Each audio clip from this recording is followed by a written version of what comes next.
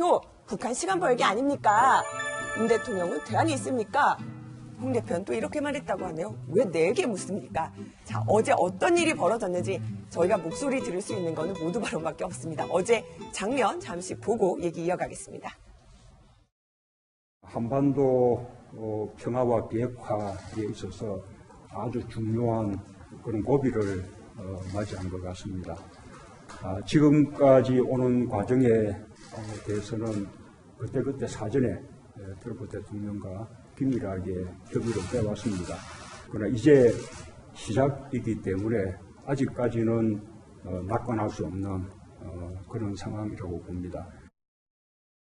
이번에도 평화를 내세워가지고 남북회담을 하고 있지만 이것이 북핵 완성에 시간을 벌어주는 정말로 이제 마지막 북핵 완성 단계에 와 있기 때문에 과거에 북한에 쏘갔던 전철은 이번에는 밟지 마시기를 저희들이 부탁드리려고.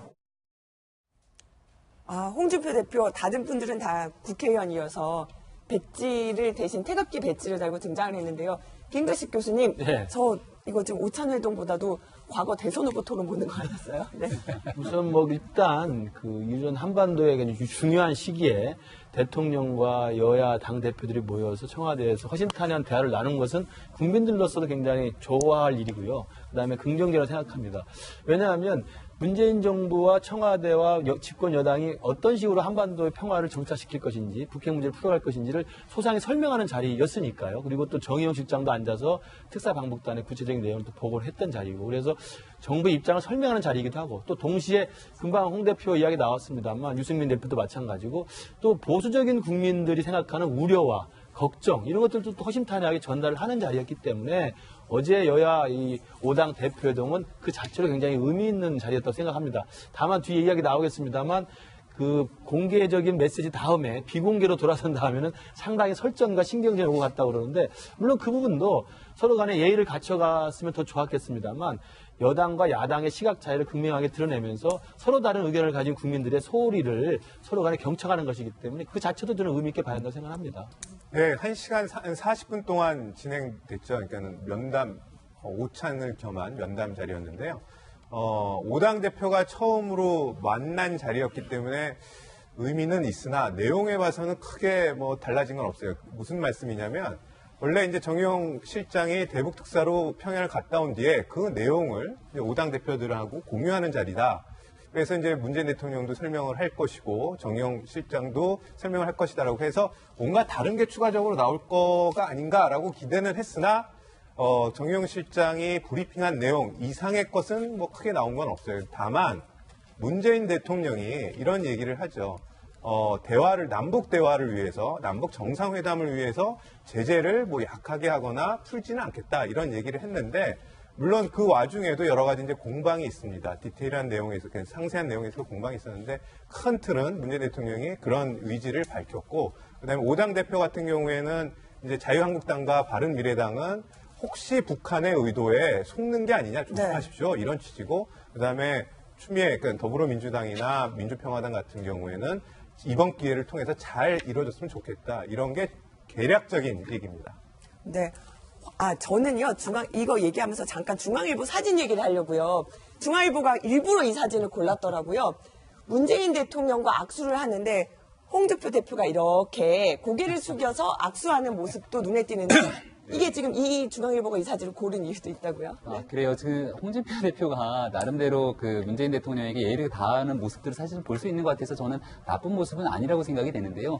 홍준표 대표가 그동안 문재인 대통령이 초청했던 여러 가지 회담, 야당 대표와의 회동 과정에서 늘 거부를 하지 않았습니까? 이번이 처음으로 이제 완전체에 대한 회동이라는 표현이 나왔던 것처럼 이번에는 홍준표 대표가 전격적으로 참석해서 안보 문제에 국한된 허심탄회한 이야기를 하겠다라고 하는 건데, 저는 홍준표 대표가 참석한 부분도 굉장히 좀 긍정적이라고 보고요. 가서 문재인 대통령에게 또 야당 대표지만 예의를 다하는 모습들도 굉장히 긍정적이다 이렇게 아베 봅니다. 총리 때 이렇게 좀 많이 숙였다 이런 논란때 우리 대통령한테도 그럴 수 있다 이런 말을 네. 예전에 홍 대표가 한 적도 있었거든요. 그래서 일부러 더 숙였나요? 일부러 해서 이렇게 중앙일보의 그 사진 설명은 또 그렇게 설명을 하고 있네요. 악수하는 모습. 정말 청와대에 이제 홍준표 대표가 온 모습은 처음이었네요. 보면은 박력 차장 네, 어제 네. 얘기한 거를 보면 문 대통령이 어쨌든 새로운 얘기는 없다고 하더라도 네. 굉장히 대북 제재 완화 없다라는 식으로 좀 어떤 야당의 우려에 대해서 확실하게 쐐기를 박는 발언들이 좀 있지 않았습니까? 네, 맞습니다. 그러니까 국민들이 이제 걱정하는 대목들이 북한의 전략에 말려들어서 우리가 그냥 끌려가는 거 아니냐가 이제 우려의 목소리인데, 아직까지는 그런 것은 아니다. 그 다음에 걱정하지 마라. 그럴 생각은 없다라는 거를 확고하게 한 점에 있어서는 의미는 있다고 보아집니다. 조금 전에 말씀드렸듯이 대화를 위해서 뭔가 제재를 풀거나 이럴 생각은 없다. 그리고 더 중요한 거는 한미동맹, 굳건한 한미동맹 속에서 압박과 제재를 통해서 북한이 대화의 장으로 나온 건 맞고, 이 같은 어떠한 일련의 조치들을 향후에도 계속 지속해 나갈 것이다. 다만 대화라는 게 중요하기 때문에 어쩔 수 없는 대목에서, 예를 들어서 천안함 침해 주역이라고 꼽혔던 김영철이 온 것에 대해서 야당 대표들이 어떻게 그럴 수가 있느냐, 방안을 어떻게 허용할 수 있냐 이렇게 물어봤더니 대화를 위한 어쩔 수 없는 거다. 좀 양해해달라라는 식의 양해의 말씀도 좀 했고 그런데요. 그러니까 전반적으로 봤을 때는 1시간 40분 동안 작은 부분에서 이제 그 뭔가 충돌이 있었던 건 얘기를 하실 예정이죠? 얘기 안 해도 되죠. 그 충돌 곧 나옵니다. 곧 네. 나옵니다. 네. 또 하나는요, 그 남북 정상회담 그 관련된 합의를 이끌어내기까지 뒷얘기 조금은 있었어요. 네, 어제는 있었어요. 보면은 각 당 그 대표들이 참석하고 나서 당 관계자들이 기자들에게 브리핑을 했는데 이 얘기도 하더군요. 정의당 최혜선 대변인 목소리도 들어보시죠. 장소 같으면 평양, 서울, 판문점 몇 군데 후보지를 정해서 제안을 했는데 북한이 선택을 했다. 그러니까 판문점 북한이 선택한 거다. 그렇죠. 그러니까 판문점으로 내려오는 것 자체도 파격이었다고 어제 우리가 이야기했습니다만, 그 결정 과정을 이제 어제 여야 대표 회동에서 결과를 듣고 지금 다시 추혜선 대변인 설명을 한 건데, 우리가 대북 특사단이 올라가서 정상회담을 합의를 했는데 그럼 정상회담 장소를 어떻게 할 것이냐. 당연히 우리 측에서는 이제는 평양 가는 것은 조금 부담스러우니 내려오라고 이야기를 했었고, 내려오는 것이 좋았을 것입니다. 그러다 보니까 평양도 넣고 서울도 넣고 판문점을 넣어서 세 가지를 넣어서 서로 간에 의견을 교환하는데, 북이 먼저 그 중에서 골라서 결국 최종 결정이 판문점을 갔다는 거거든요. 그러니까 정상회담 합의 과정과 장소 선정에 대한 뒷배경 이야기를 어제 대통령이나 정의용 실장부터 들었다는 것을 지금 우리가 역으로 알 수가 있고요. 저 과정뿐만 아니라 북한에서 있었던 일들을 좀 소상히 설명했겠지만, 아까 우리 박 차장 말씀하신 것처럼 저는 문재인 대통령이 여야 대표들하고 뭐 설전을 벌인 것도 있지만, 일단 의미 있는 것은 계속 아까 그 싱크도 나왔습니다만, 내가 트럼프 대통령하고 자주 협의하고 있다. 이야기를 계속 하고 있고요. 그다음에 우리 목표는 핵동결이 아니다. 일각에서 핵동결에 또 멈추는 게 아니냐는 우려가 있었기 때문에 우리의 목표는 최종적으로 끝까지 핵폐기다라고 명확히 하고 있고, 그다음에 한미공조 확실하다고 이야기했고, 그다음에 제재를 풀어줄 생각은 없다라고 했기 때문에 아마도 보수 야당 대표들 만난 자리에서 먼저 자신들의 가장 강력한 의지들을 좀 표명한 면에서는, 그런 면에서는 아마 그 문 대통령의 정상회담 구상이나 이 북미 회담 구상에 대해서 불안해하는 국민들한테 일정 정도는 좀 설명을 해준 거라고 생각이 듭니다. 그래서 장소 선정과 관련돼서 우리가 말씀드린 대로 안을 한 여러 가지를 갖고 갔다고 해요. 평양도 있고 서울도 있고, 판문점 같은 경우에는 그런 안을 제시를 했다고 하는데요. 판문점에서는 북측이 있고 통일각인가요? 예. 그다음에 남측은 평화의 집이 있고, 여기를 순차적으로 한 번씩 왔다 갔다 하면서 남북 정상회담을 열자, 이런 안도 제안을 했는데, 모르겠어요. 그러니까 청와대가 전하는 거기 때문에 김정은이 호탕하게 그냥 남측 판문점 지점에서 합시다라고 이렇게 얘기를 해서 장소가 그렇게 정해졌다라는 게 청와대의 전언입니다. 네. 네. 홍준표 대표와 문재인 대통령만 같이 설전을 벌인 게 아니었습니다.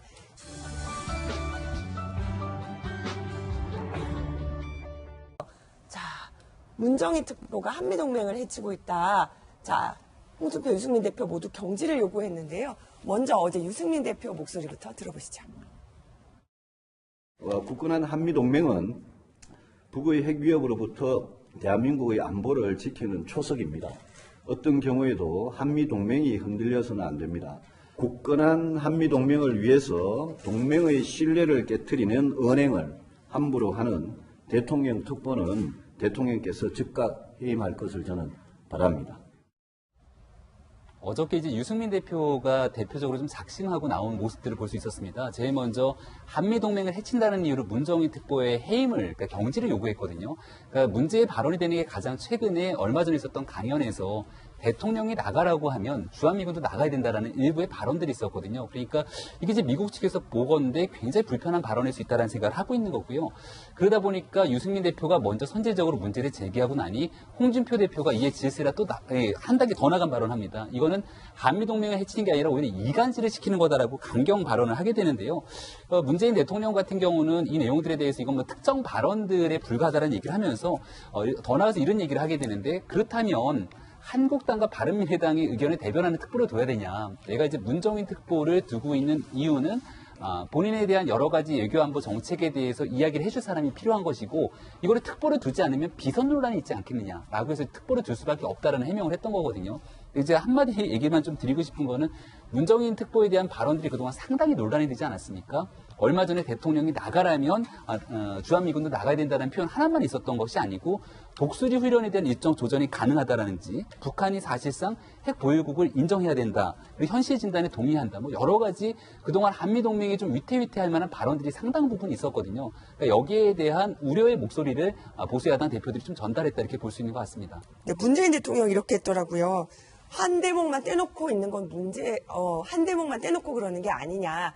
한미 동맹을 건강하게 하는 것이라고 생각한다라는 게 문 대통령의 얘기인데 아마 제가 추측건데 서가번 의원님하고 김구식 교수 생각이 좀 다르실 것 같은데 어떠세요? 서 의원님부터 말씀하시죠. 안녕하세요. 아니, 뭐, 문특보 발언은 그동안에 이제 논란이 계속 됐었고, 또 우리 정부 내 의사결정 라인 안에서도 송영무 장관하고도 좀 불협화가 있었기 때문에 야당에서는 경지를 요구할 수 있다고 생각합니다.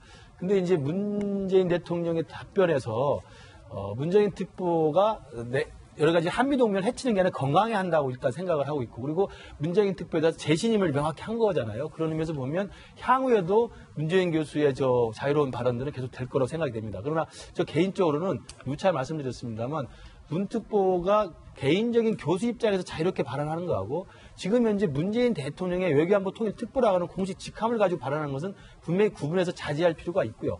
또 하나는 특보의 역할은 대통령의 귀를 잡고 대통령에게 많은 자문을 하는 겁니다. 그런데 이것을 대통령이 얼마큼 자문하시는지 모르겠습니다만 그것보다 워싱턴이나 서울이나 어디 다른 나라 가가지고 계속 공개적인 자리에서 굉장히 논란이 될 만한 발언들을 막 한다는 거거든요. 그러니까 이것은 실제로 대통령에게 자문하는 역할보다 오히려 한미 간에 우리 정부 일각에 있는 새로운 주장들을 이른바 에드벌룬을 띄워놓고 주의를 환기시켜서 여론을 좀 조성하는 게 아닌가라는 또 의심도 있는 거예요. 그러니까 저는 개인적으로 우리 문재인 교수님 잘 존경하고 잘 압니다만 특보로서의 역할 자체에 충실해 주시기를 바라는 마음은 여전합니다. 그렇지만 어제 여야 영수회상을 보니까 여전히 대통령은 우리 문 교수님을 신임하고 있는 것 같습니다.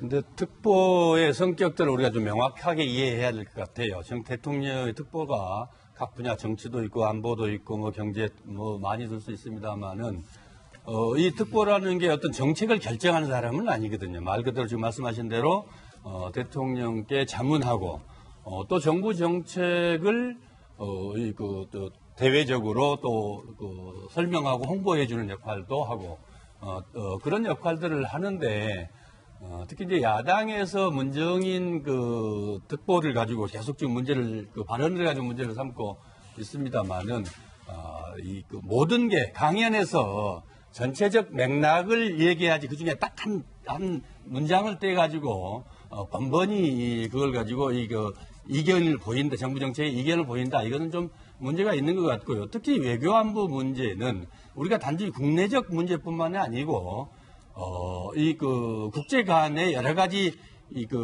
논란된 얘기들, 우리 정책을 설명도 하기도 하지만은 협상 과정에서 레버리지를 펼칠 수도 있다는 거거든요. 그러니까 정부 당국자가 와서 협상하기 전에 우리가 가지고 있는 여러 가지 카드들도 있고 또 상대방의 카드들도 또 있을 수 있는 거거든요.